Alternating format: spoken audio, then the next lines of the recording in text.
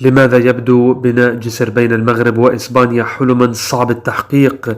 فكرة بناء جسر يربط بين المغرب وإسبانيا عبر مضيق جبل طارق تمت مناقشتها لأكثر من 4 عقود، وتهدف إلى تغطية المسافة البحرية التي تبلغ 14 كيلومترًا، مستوحية الفكرة من نفق المانش الذي يصل بين فرنسا وإنجلترا بطول يتجاوز 50 كيلومترًا. ومع ذلك تطرح بعض العقبات الجيولوجية والهندسية تحديات كبيرة تجعل تحقيق المشروع أمرا بالغ الصعوبة.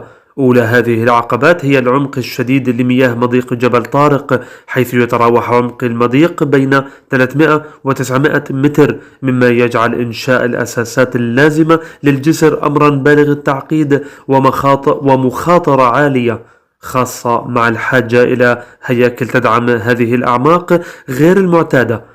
ثانيا، تواجه المنطقة تيارات بحرية قوية عند نقطة التقاء المحيط الأطلسي والبحر الأبيض المتوسط، وهذه التيارات تشكل خطرا كبيرا على استقرار أي هيكل يتم بناؤه في تلك المنطقة. إضافة إلى ذلك يعاني المضيق من نشاط زلزالي نشط نظرا لوقوعه على حدود الصفيحتين التكتونيتين الإفريقية والأوراسية، مما يعزز احتمالية التعرض للزلازل ويزيد من مخاطر إقامة الجسر الثابت على هذه الأرض غير المستقرة.